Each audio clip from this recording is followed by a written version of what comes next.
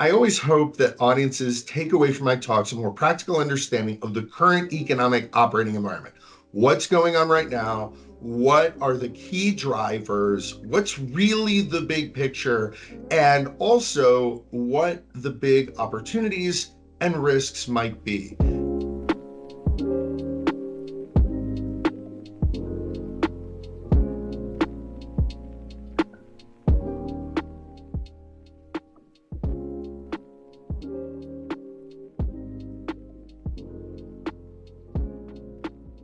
I think the most important opportunities right now for businesses on the technology side certainly come from artificial intelligence or AI.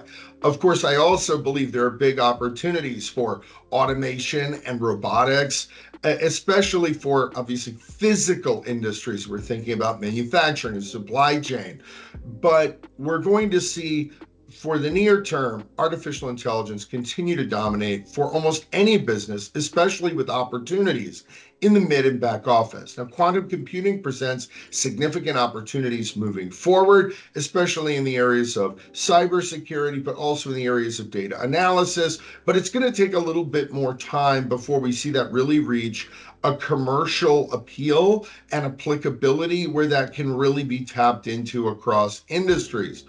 Now, if we're thinking about where the opportunity is for a lot of companies with either AI or quantum, we're talking about analysis rather than robots and automation that are moving things around, right? We're talking about analysis that requires data when we're talking about AI and quantum. And that means we are having to have those same conversations we've had for the past decade about data hygiene, data quality, data cleaning, because if you put in bad data, you get bad results, right? Garbage in, garbage out. Generative AI is a little bit different than using AI for analytical purposes where we're doing something specifically with data, where generative AI presents significant opportunities, especially in mid and back office functions.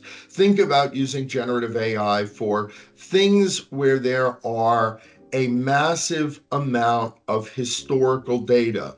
And when I'm thinking about data, I'm thinking about finished work product. Think of job postings, press releases, shareholder memos, LOPs, RFPs. Think about standard operating procedures and other things like this, where the documentation that has been researched to inform the large linear models, the LLMs that draw on the data. Think about the fact that there have been infinite numbers of these documents. So if you're generating a document like these, you're drawing on a repository that has probably informed the generative AI you're using, a generative AI like ChatGPT that's using an LLM. It's drawing on all of that data. And so using it for these sort of general purpose, very common uses can add leverage. And that's really important in a tight labor environment. And that's something many economies have seen, especially with falling birth rates. Now, of course, there are some risks with AI, which makes guardrails important. It's really critical to take from the AI and not give too much to it. This is something I often stress with my clients. Be greedy there, take as much as you can, but make sure you're not giving it any proprietary data. Obviously, I talk a lot more about these different key risks and opportunities within my talks, but these are the highlights.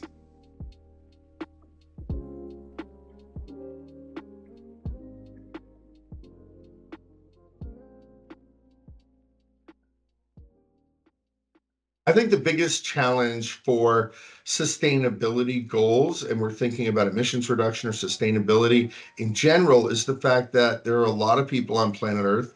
The population is going up, even though birth rates have fallen. The population on planet Earth is poised to rise further.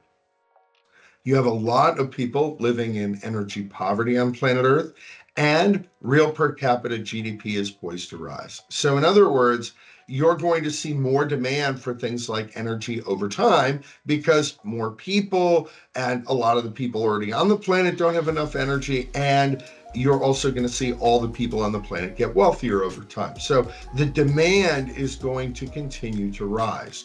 Now, that could be a really big opportunity, especially as costs for renewables and more sustainable energy forms fall. So if we think about the falling cost of green hydrogen or other renewables, that would make these kinds of energy forms more cost effective. It will improve the ROI. From an investing standpoint, it makes the investments themselves more sustainable. But probably one of the biggest challenges in the immediate term are the battery supply chains that we could see a decoupling of, especially as the risk of Cold War II accelerates, where we could see a decoupling of Eastern and Western supply chains that could disrupt battery supply chains and the supply chains of other forms of renewable energy, other forms of equipment, wind, solar. All of those things could be disrupted in the immediate term. But in the long run, there are likely to be significant opportunities, especially as the costs for those renewable and more sustainable forms of energy continue to decline.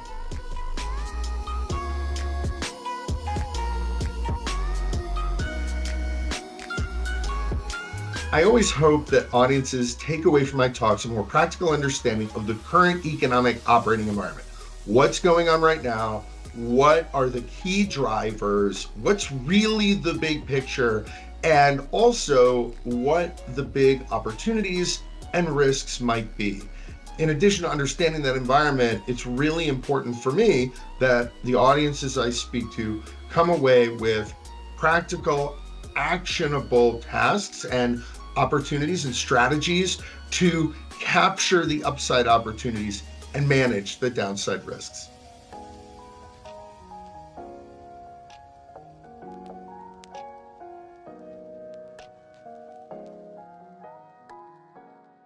There have been a few key recommendations I've been making in recent talks to the groups I speak to, whether they're corporate boards or industry groups, business leaders within a specific corporation, and they fall into the buckets of fiscal discipline. So we're in a high interest rate environment, high cost environment, high risk environment.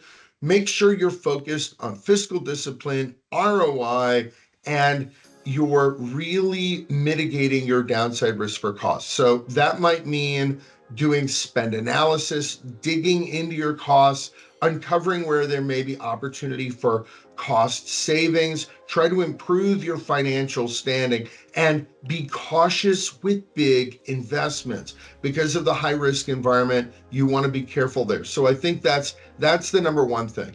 The second thing I'm speaking to audiences about now, probably the most important, is to implement AI where it's possible to leverage AI as a means of productivity, especially for your mid and back office functions across a number of different verticals within your companies. There's a really big value add there, and missing out on that could really put a company in a disadvantaged position, whereas grabbing the AI opportunities and running with it presents a lot of upside.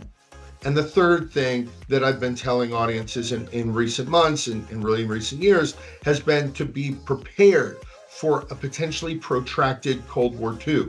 And this means de-risking your supply chains as much as possible, because we could see the US and its allies come into greater conflict with China and Russia and their allies. And that risk is rising, and it would take a lot for me to believe that that is going to reverse.